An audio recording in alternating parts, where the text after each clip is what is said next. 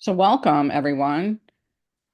We are so pleased you're here. I'm Jan Jeremias. I'm one of your hosts today. I'm an integrative health and wellness coach and author who works with people and pets to help them overcome health challenges and live healthier lives. And I'm very excited to be joined on stage with my co-host, collaborator, and dear friend, the amazing and very kind Mary Jane McQueen. And we're so happy you're here. Whether you're live with us here or listening sometime in the future. So welcome. And Mary Jane, tell everybody who you are. Well, according to what you were just saying, I'm the amazing. Yes, you are.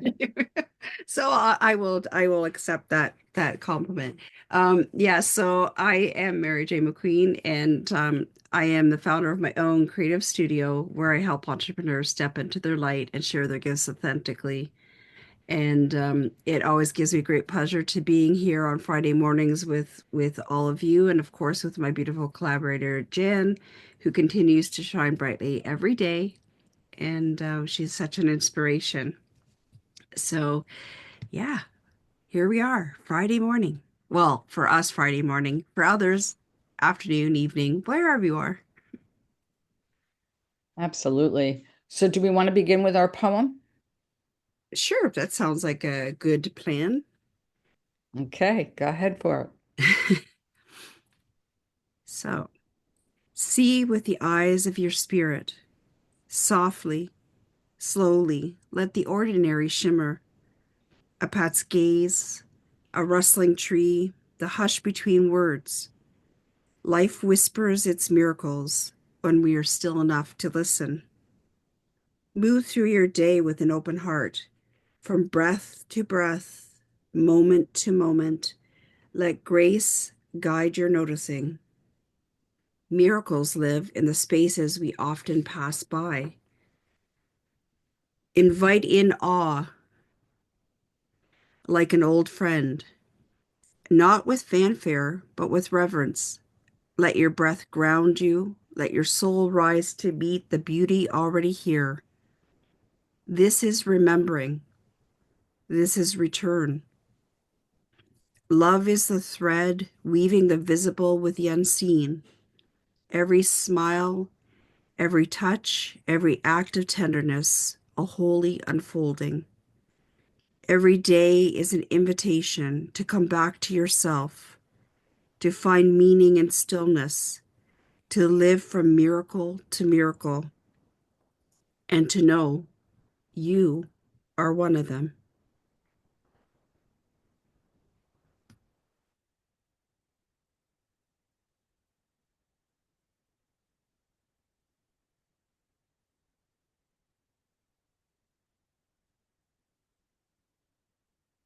Thank you, Mary Jane. That beautiful poem. And just take a moment and a few deep breaths to let those words kind of resonate with you, to let those words feel embodied.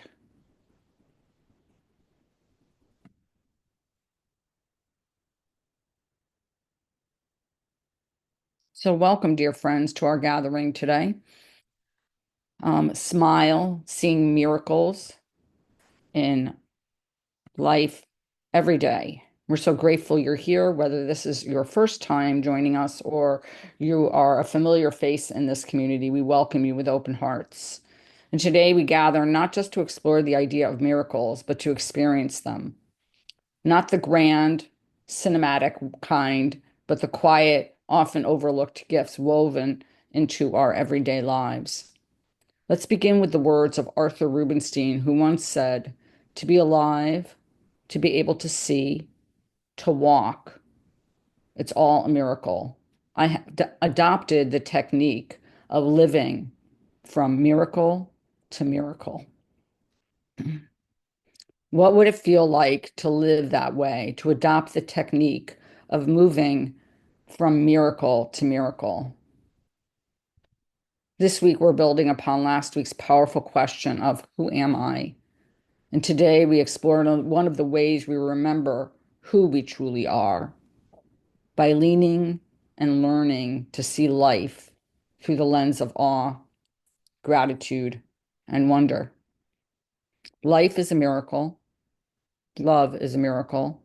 A deep breath, a shared moment, the simple act of presence, all miraculous. Across traditions and voices, we're reminded we can live as though nothing is a miracle or as though everything is. And when we shift our perspective, when we choose to smile and soften into life as it is, we begin to notice that miraculous and miracles aren't rare, they're everywhere. They're in the sunrise, in the kindness of a friend, in healing, hope, resilience, and in our courage to keep showing up. So we welcome you just as you are.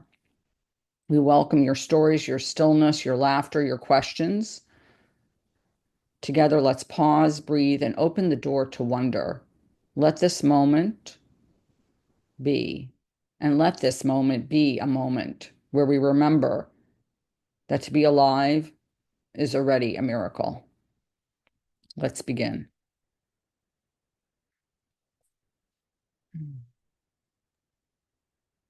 Such power in those words, Jen. It's so true. You know, a lot of the things is that, when we look through the eyes of gratitude and looking at the small everyday miracles that make up life as it is, not necessarily always as we want it to be, but as it is, finding those small moments of joy and little bits and pieces are wonderful. And it's just lovely. Like when you think about it, it's like we have that choice. No matter the circumstances, that we have a powerful choice where we can choose to see nothing as miracles, or we can choose to see the miracles in our everyday life, no matter what that is. So it's just very beautiful that the choice really is ours. So I love that perspective. Yeah, thank you, Mary Jane. Yeah, it is a very powerful perspective because I think it changes the way we walk in the world. Um, we do have that choice. We can look at nothing as being a miracle, and we can look at only the very dramatic and sort of life-changing events that are miracles. And then we can see everything as a miracle. And so I guess the question is what kind of space we want to live in. What do we want our perspective to be? And I can speak from personal experience when I say that no matter what I'm going through these days, I tend to be able to see those miracles everywhere anyway. And maybe sometimes I don't feel like they're helping, but I'm sure they are. Because I don't know what it would be like not to see life that way. But I can't believe that whatever I'm going through would be worse. Or, if I didn't, I'm thinking it would be worse, obviously. So that's just me and my perspective is I feel like it's better to navigate from that place, and looking for those glimmers of miracles just in my normal environment every day, um, as a place to anyway begin. Yeah, that's it. That's so true. And I love I love that word, looking for the glimmers. It's just it's. I mean, it's like anything. I mean, we can continue to look at things through the lens of negativity or just hopelessness, or we can look through the lens of gratitude and realize that all of these things that are happening, if there are things happening, um, even if they aren't necessarily what we would want to be happening, they're lessons to be learned, and they're definitely, there's no right or wrong. It's just a matter of flipping that script sometimes and just saying, hey, look at the beauty in the experience, whether it's whether we want it to be the way we think it should be or the way it actually is, but just to be and to observe through a lens of gratitude is really important. Absolutely. Yeah, I mean, I guess I look at it as not necessarily like it is a sense of gratefulness, but I guess I look at it much more, for me, it's this feeling of awe, of wonderment, as I look around from the mundane, simple, like not even mundane, but the simple things of like taking a breath Hmm. or feeling something physically, whether it's like a soreness or whatever, it's like, oh, okay. And just that miraculous nature. So it is this feeling of awe and wonderment that comes. Um, and my surroundings also. Like, I mean, I think that in nature it's very reflective. In animals, like it's just this feeling of connection, or it could be a really meaningful conversation. Yeah, And that's absolutely true. yeah, so I think to me, it's a shift, not even of gratitude, it's a shift of the miraculousness, I guess. I That's think that's a word. I think that's a word. If not, I it just is created now. it. It is now, exactly. I just created it. Um, I I just I love that though. Just the I don't even think I can say it miraculousness. It's like oh, tongue twister. I love what Austin was sharing in the chat of an affirmation that he created a few months ago, and it just said, "Today is a day of completion, and I give great thanks for this perfect day where miracles shall follow miracles and wonders shall never cease as I look with wonder at that which is before me," which is really speaking to exactly what you were just talking about, Jen. absolutely. Thank you, Austin. I think I'm adopting that, amongst other things you've shared, uh, the insights. So that's the miracle of a conversation, right? That's the miracle of like these gatherings, is that we create something that could not have been created. You know what I mean? That would not have come to existence otherwise. I was having that conversation with my friend Bill because we were talking about our podcasts, and I was, which are always non-scripted and kind of free flowing, like these conversations. And I was saying, even if we tried to go back and recreate them, we could not because we're different people than we were like a year ago. So it's not possible to so these conversations we have when you all are here, each one of you, whether you decide you're like just going to listen to in listen mode or just the energy is different than anything else that could have come into existence. And in that way, it's a miracle. That's so And true. I'm done now. You're done now, okay. So I should stop, just Right. no, it's very true, and it's true. We can't necessarily go back to way we were. Well, no, we can't definitely go back because we are ever changing. And but that's the beauty of seeing the miracle in everyday life. Oh, and Taryn says, look, one miracle she's grateful for today is these calls on Zoom. Yes, it's true. I mean, that was one of the things, I mean, when I was going through my own story of just being restructured out of my job and then having worldwide shutdown, where feeling very isolated, a number of years ago now. It's amazing to think about how many years ago that was. But um, yeah, Zoom was a miracle of and just a wonderful, amazing opportunity to meet some incredible people, and I continue to do so. So yes, Taryn, you're quite right. It has been a miracle indeed, having access to like this.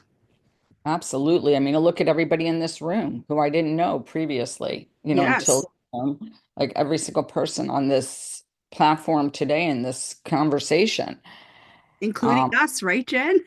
including us. Yeah.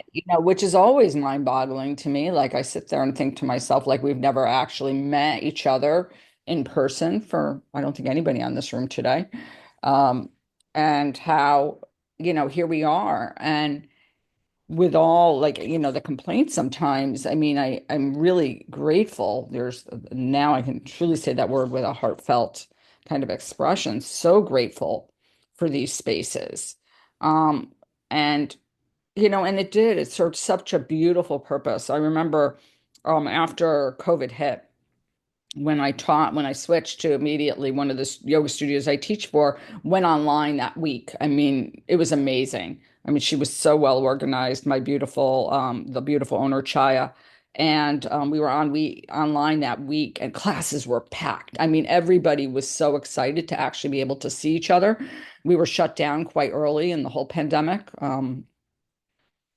Pretty much the end of February. So it was just like this immediate reaction of, okay, everybody's still here and we were all still together.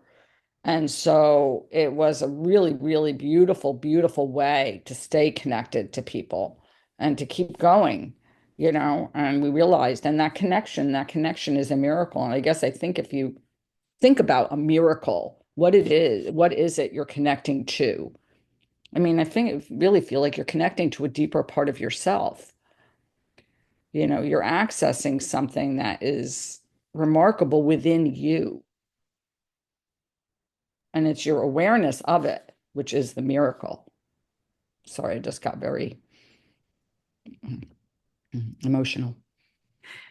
It's all good. That's the whole thing. I mean, the connection that we have here, and it's amazing to have this connection with people, and we need this connection with people as much as we want to be our independent selves and move through life as it is. The miracle is that we can have these beautiful spaces, these beautiful communities and friendships, and just have that connection there. And like how Sue was saying, watch this space, there are plays. Well, it's true because Jan and I, our aim high dream is we want to have retreats someday. So maybe it is possible that we can go to the various locations and have some retreats. That sounds like an amazing way to meet some amazing people in person and Hmm. travel. And I that would be a miracle in itself. I would love that.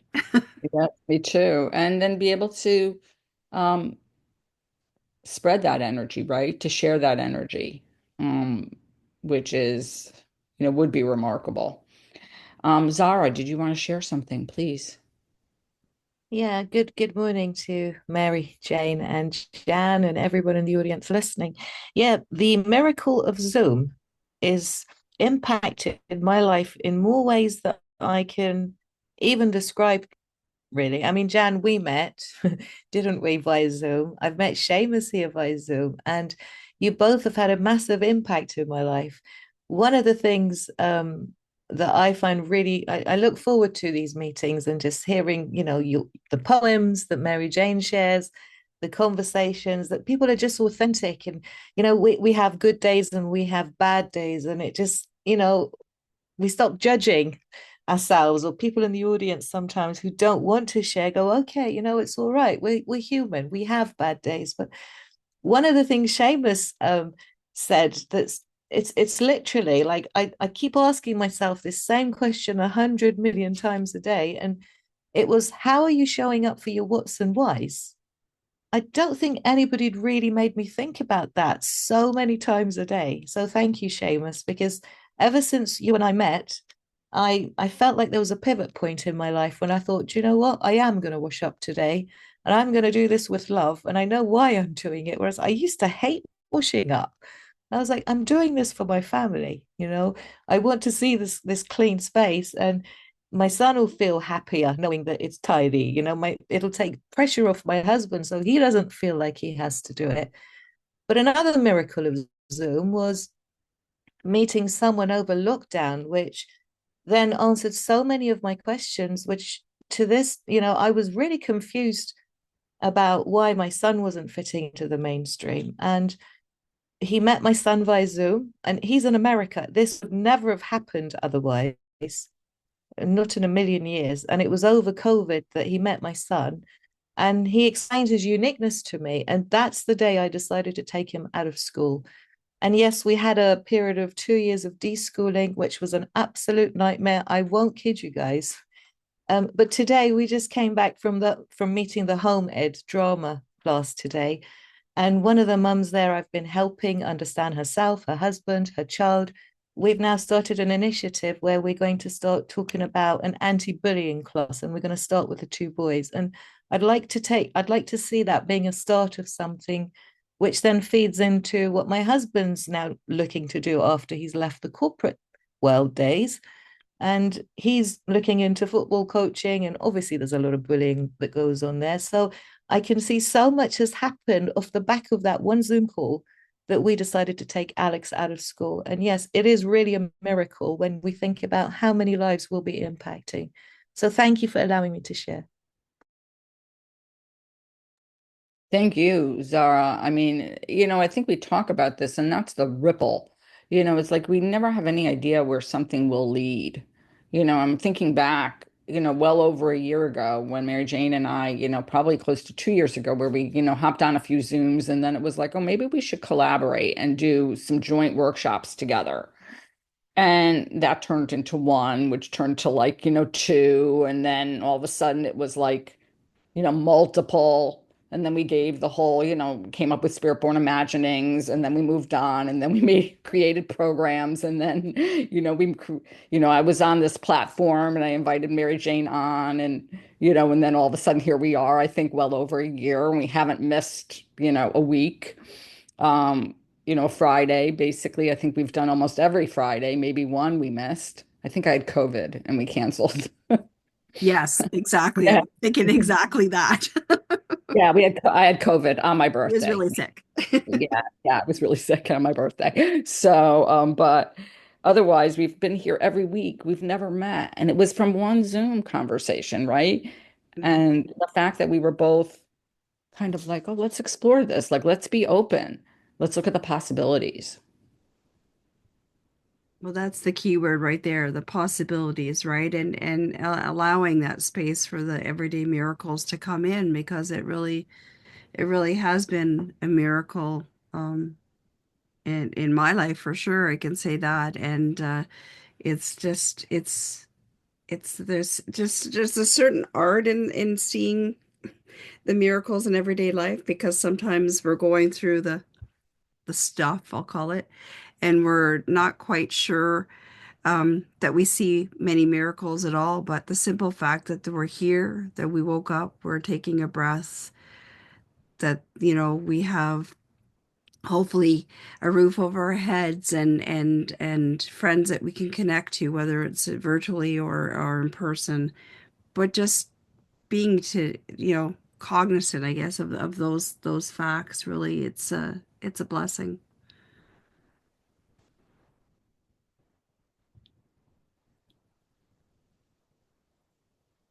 I hope you're not talking, Jan, because you're muted. Thank you. Miracle of sound. Um, so no, I think that, I think when life gets challenging, and which obviously it does for all of us all the time with different things that happen, um, it is these practices of trying to, and these conversations which help us get through, whether it's a pandemic or not, and whether it's just, all of a sudden a whole bunch of stuff piled up, or whether it's something very, very drastic that happened and someone really needs support at a given time. And so I think that, this is a conversation, and we all, and I mean, I firmly believe that each one of us on this conversation is here for another, that if someone needed someone and reached out, we would all kind of like say, what can I do? Um, and I love to live in that space. I think in a world which often, which people can often feel isolated, alone, there's nothing like knowing that there's a group of people that literally have your back and would they, at least would help in a conversation or with ideas or with, with something anyway. And I think that that's really beautiful because I think that to me, that's the only way, human beings, our species will survive. Um, and I don't mean to be like kind of, I don't know, very sensationalistic or dramatic about it. But I think there is this feeling of is the only way that we will get through, especially during these times where families often are across continents and across the world and don't necessarily live in close proximity to each other. And so that, it's that extended family. Yeah, absolutely. It's we all it's I think it's human nature to need that connection. And yeah, I was thinking about a thing like yeah, to know that people are in your community that do have your back, and even if it's as simple as listening, holding space for someone, um, to share their heart, to share the things that are might be weighing them down. That's an important a space as well, and the having the ability to do that for someone else is a miracle, and to have other people to have your back in that way is a miracle as well. So it's just an amazing thing, and it's just you know and having some people that make us smile, literally smile, not just, and Yes. to see the sense of humor and to see that the humor um, that happens in life sometimes when we least expect it. So it's Absolutely. There is that whole idea of, and I know that you and I have spoken about it, Mary Jane, and I think Austin was also in the conversation. We were did our, member spotlight where we were talking about laughter and smiles are directly connected to laughter. And the fact that, you were speaking to, which I've done actually, laughter yoga. Um, and because you have a friend that teaches, right, Mary Jane? But just you. this whole idea of smile and that a smile is contagious. And I was reading that part of what happens when you is that the we mimic people's emotion because it explains to us cognitively sort of like what they're experiencing. So it's a way of connecting. So if you see someone smile, you kind of smile in return, or at least, smile may be easy, but if there's another face, what happens is we mirror that face because it's a way for us to comprehend it and to identify with what the person is going through. And so this whole idea of rippling out, like a smile is contagious.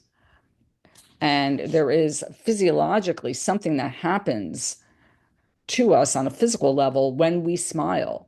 The hormones that are produced physiologically that alter our behavior and the way we feel. So it's pretty remarkable.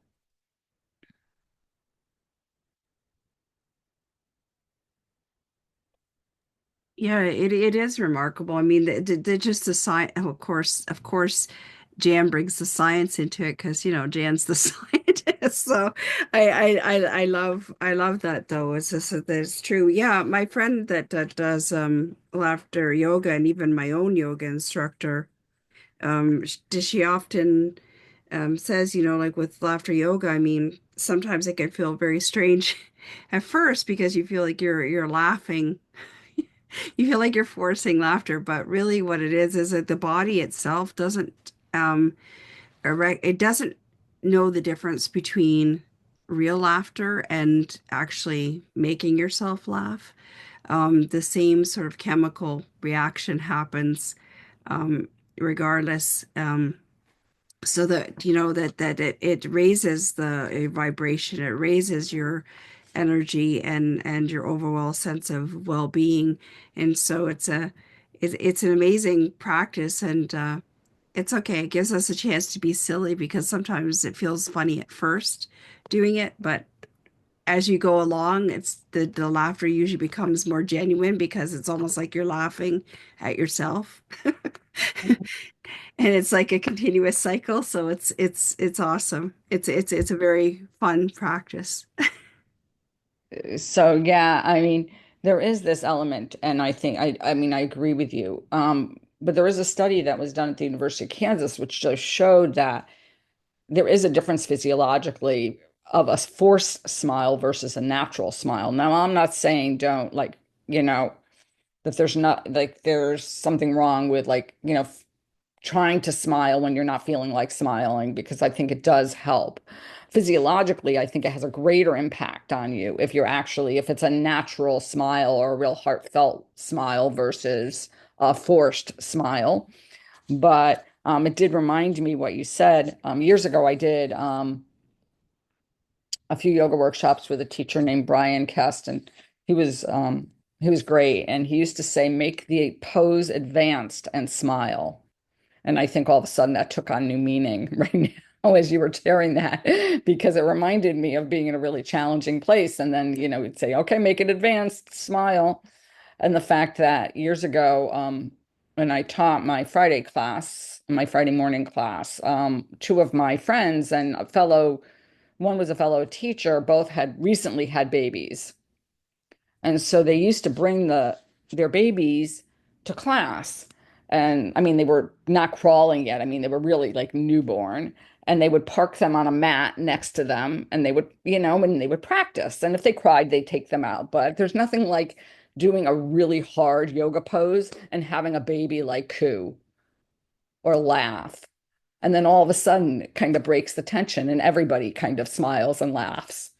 So, I think that's the origin of like viral cat videos and, dog videos, because they help people to smile, right?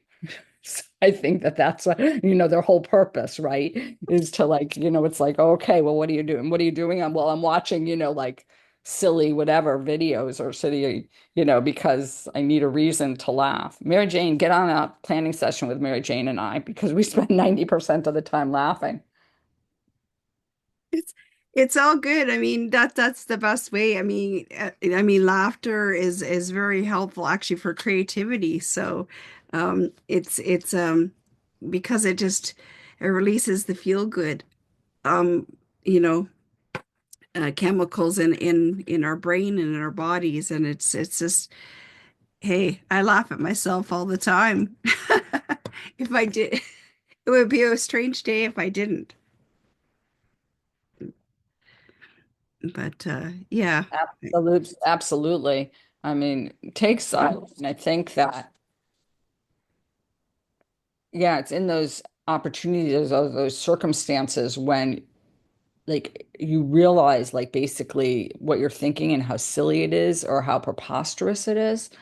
And then all of a sudden you like kind of laugh at yourself because you're like, oh my gosh, like you've got to be kidding. I'm really like, this is really what I believe. Or, and that was, I think, the whole kind of um background behind like sitcoms and comedy was this whole like, the bizarreness or the way we act and how sort of crazy it is sometimes. I mean, to me, I was a big Seinfeld person, and that was to me like realizing that your life is a Seinfeld episode, was like, and I'll tell you just this story because hopefully it'll make you laugh. So when I go to any family function and I tell them, and they know that I'm a yoga teacher, their perception of yoga, and if this is your perception of yoga, I'm sorry, like I have to say that it's not, is like yoga is basically the only thing is that, that people stand on their heads. Like that's what they think of. And I remember going to a family function and I said to my friend, oh gosh, I'm so not in the mood for the questions or the comments of like, oh, you mean you're still teaching yoga? And that's where people stand on their heads would be like the comment everybody would make. And I go to the family function and literally I'm not in the hall for more than 5 seconds when my cousin walks up to me and says to me, are you still doing that yoga thing? That's where people stand on their heads. And I just started to laugh because it was like I was like, oh my gosh, it's like I'm living like a comedic episode. I'm living a TV show. And that's really, what we have to do because we realize sometimes it's like we couldn't make this stuff up, even if even if we tried. I love that, Jan. And I was just thinking to myself, I'm like, I do yoga and I really hope that they're not expecting me to stand on my head because I've never been able to stand on my head even when I was a child. So I'm not likely to start doing it now. So Oh that's, God. But it was so funny. And it was just like, I guess because I always took it very seriously and I was always like yoga so much more than just the poses to me. And so when, it always would get me annoyed was like, and so then all of a sudden when I kind of stepped back and, you know, even before I said, that's what's going to happen. I know I'm going to go in and someone's going to make that comment. And that's what happened. Al, Yeah, I like this week's topic because it talks about miracles. Miracles are something a wonder that nobody expects, and it happens. Sometimes when people are in a bad shape, having cancer and fourth degree cancer or fourth stage, and they think that they have really no more hope.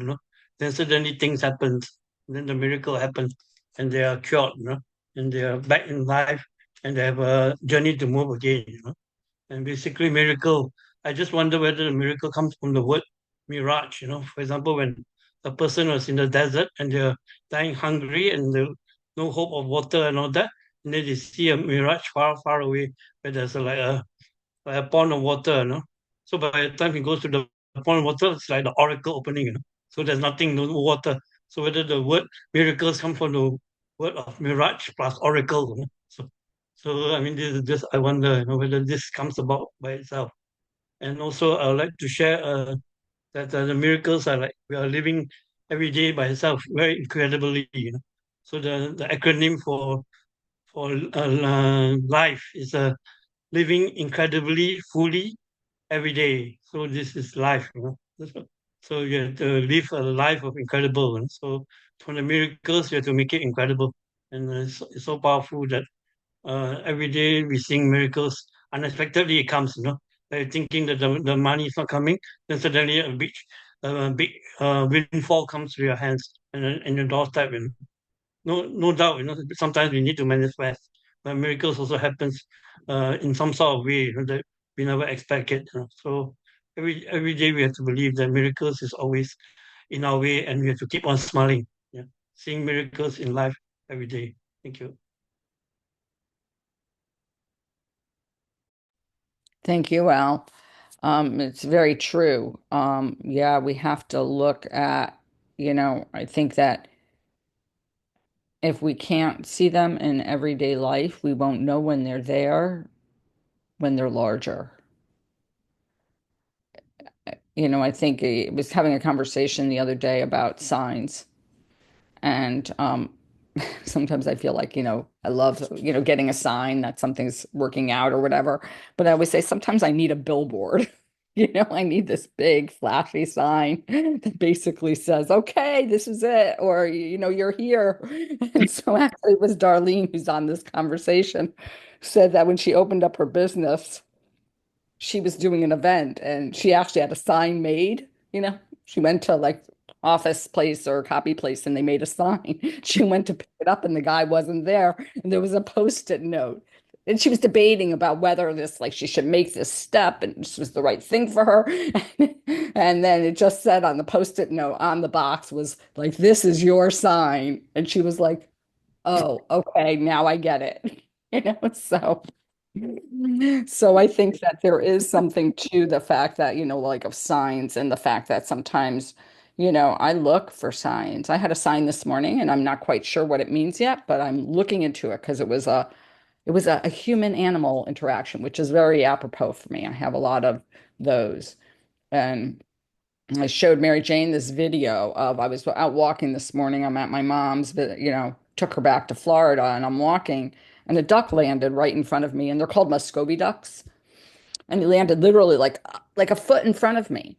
And I'm looking at him and I'm like, okay, like, and I walked and literally it walked behind me for y'all for like it would pause, I'd turn around, I would talk to it, it would follow me. I have a video of it standing right in front of me and I'm talking to it and it's like its tail is going. I mean, it's amazing. And then I just like kind of, and then it flew away. And I'm like, okay, like I get it. Now I've got to go look up. I did look up ducks and what the symbolism of a duck is because that's who I am. I'm like, okay, what are you trying to tell me here? But there's something to that, like being open to the same thing as if we're open to miracles, being open to seeing what's around us, being able to seeing what's right and really in front of our faces almost. Zara, you want to share something else? Please. Yeah, Jan, regarding the duck, and I hope that's okay for me asking this question, but did your father like ducks? Um, I don't know. My father was like loved nature, but I don't know that he loved ducks. I mean, I had a different experience last week, or well, the day of the grief event I did. At a grief festival. I led to four meditations, and I'm on my way there, and I said to myself, I'm going to keep my father in mind. And my father's Hebrew name was Tzvi, which means deer, like the animal, a deer. And literally, I thought of my father. I said, "Oh, okay, I want to think of Dad today." And literally, a deer ran right in front of me, and I was like, "Okay, Dad, you're here." So, but I don't know about ducks. I have to think about that. I'll ask my mom because I'm with her. My father did love nature, though. I tell you what, because when my father-in-law passed away, there was a robin that knocked on the window. And my father, when he passed away, there was a pigeon that made its way into the house. Um, when someone has passed away, some mad reason, there's an animal that just comes into my life with some kind of message. And I'm just wondering, who could that duck have been linked to? So if you're questioning, it might be linked to someone who's passed. But that's just Okay. something I wanted to share. Yeah. Oh, thank you.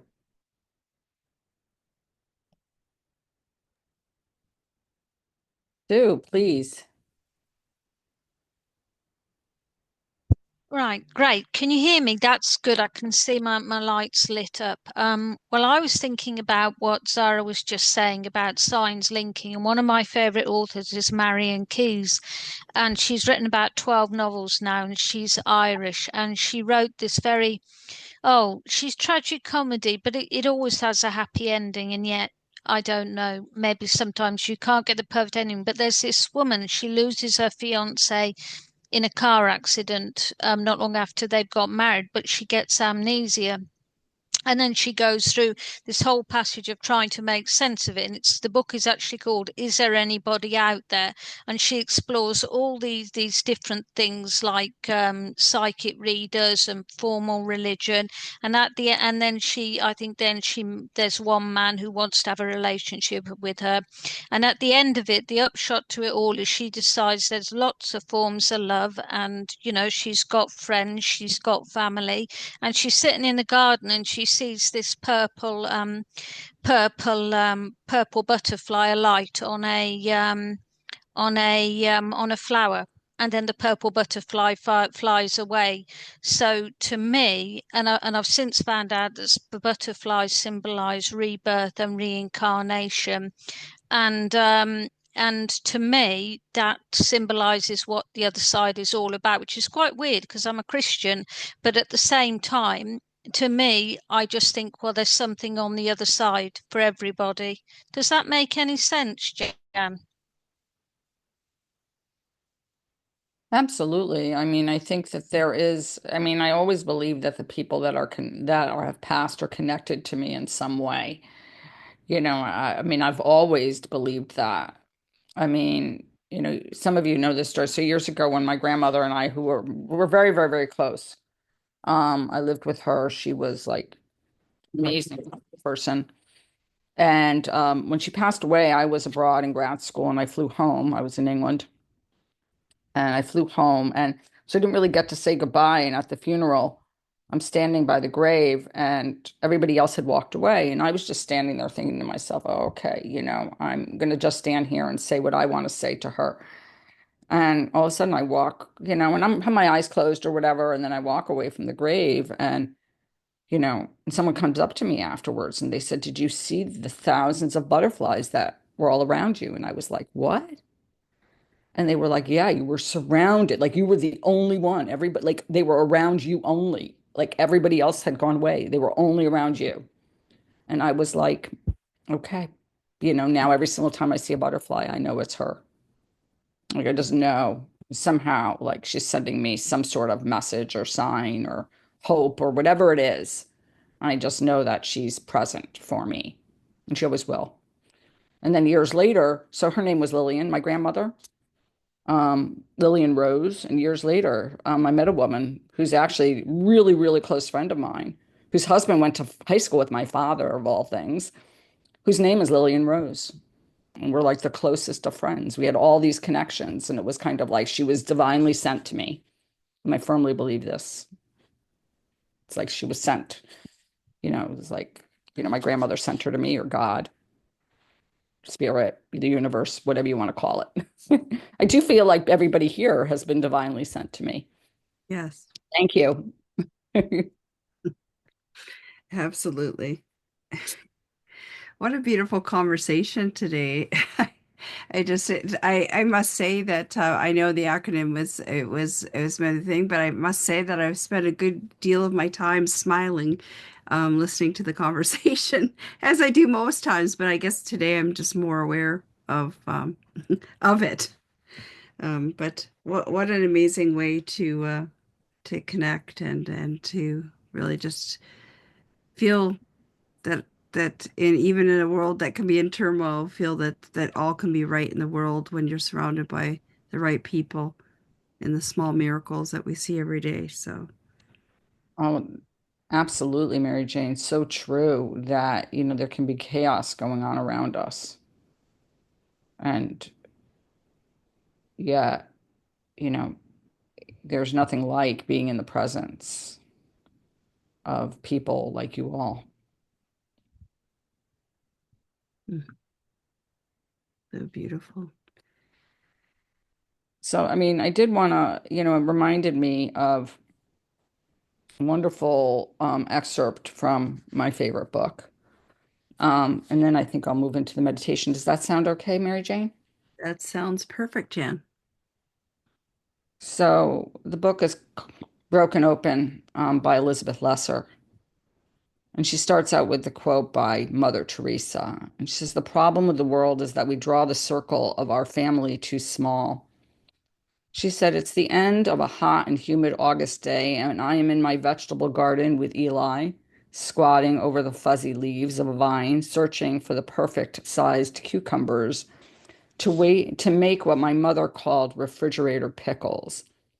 These were my favorite delicacy when I was growing up, as they were for my sons and now are for the current youngest member of the family, Eli, who is 10. Eli is my ex-husband's son from his second marriage, my son's half-brother, and a frequent visitor to our house, especially during August when we make pickles together. It's been a great summer for cucumbers, and the vines twist and climb all over the garden, and Eli and I are amassing a huge harvest and enjoying the soft air and the buzzing sound of late summer when Eli says, "What is your title to me?" "What?" I ask, not quite understanding what he means. He asks, "Are you my mother-in-law?" "Oh," I laugh, suddenly grasping what he's getting at. I don't think there is a title for what we are to each other. There should be. "You're not my stepmother," he says. "I know that. I think I'll call you my double stepmother. Double step for short." I look at his beautiful face, which has always reminded me of my first son's face, and I am struck by the ways in which love will grow like an unruly cucumber vine if you give it enough time and space. Years ago, when Eli was about to be born, my heart shriveled in anticipation of a baby who would be my boy's brother, but not my own child, and I felt about as spacious as a clam. But my sons fell hard for Eli the moment he was born.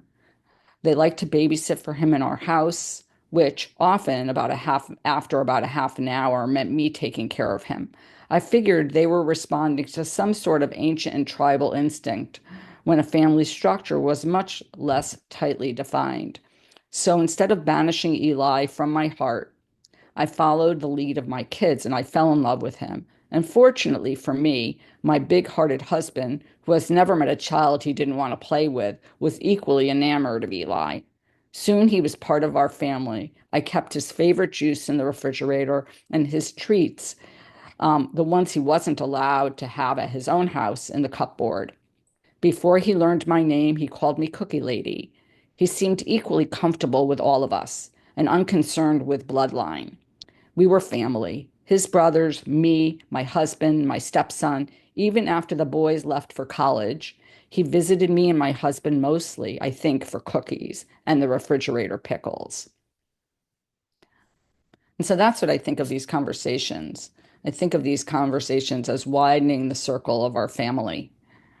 And so for a moment, we'll just move into the meditation for today.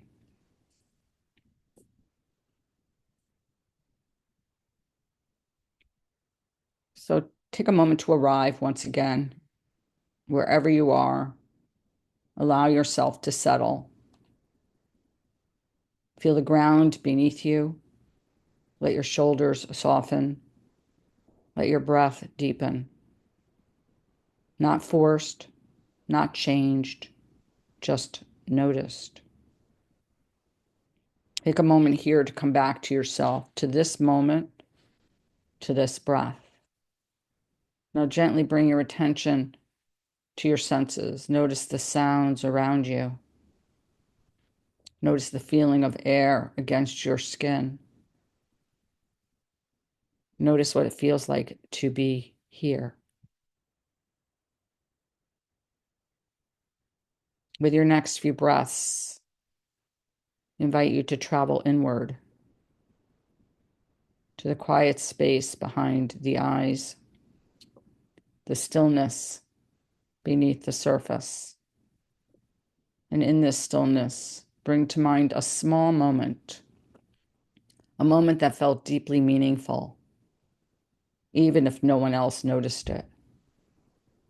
I mean, it might be a time you sat in the sun, when a pet curled beside you, a conversation that touched your heart, a moment of laughter shared unexpectedly. Let it rise gently. There's no need to force it. Just allow your heart to remember. Now pause inside that moment. What did it feel like? What did you see, hear, or sense? Let the memory expand, not in size, but in depth. Stay with it. Breathe with it. Receive it. This too was a miracle. Not grand, not loud, but meaningful, sacred. You were present. You felt alive. You were connected. And in that, you touched the extraordinary within the ordinary.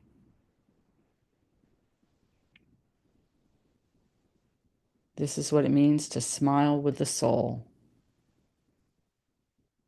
to see miracles in life every day, to live miracle to miracle. Take a few more breaths here. Allow gratitude to gently rise, not as a duty, but as a remembering. You are alive, you are breathing, you are witnessing, and that is a miracle. And as you gently begin to return, let these words settle in your heart like petals on still water. I honor the sacred in small, quiet moments. I open my heart to wonder again and again. I remember that life offers miracles when I choose to see them. I live gently, gratefully, and with a smile from within. I am a miracle living among miracles. Take a moment to let your breath anchor you in this truth. Let your next inhale be a smile inward. Let your exhale be a soft thank you for this moment. And when you're ready, feel free to open your eyes.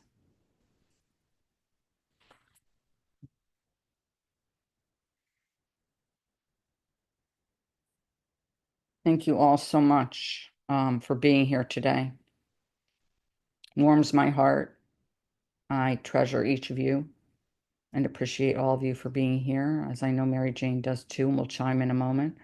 And before I forget, I just want to let you know that next week we are meeting an hour earlier just for next week, just because we have something after. So we will be here at 8 a.m. Eastern Daylight Time. That'll be in the announcement, but since you're all here, we can tell it to you in person. And have a wonderful weekend. Our next workshop together is May 24th, Saturday, 2 p.m. So please join us if that feels right. Yeah, it's going to be blooming in a garden of joy.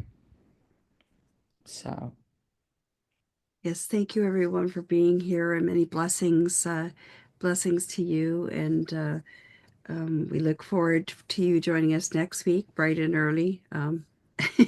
Sorry for the early, well, not for those in the UK and Europe, etc., but early for us. But hopefully you'll be able to join us. And as always, we will be sharing the recording. So if for some reason you can't, it'll be there. Thank you, everyone. thank you. Have a great weekend, everybody.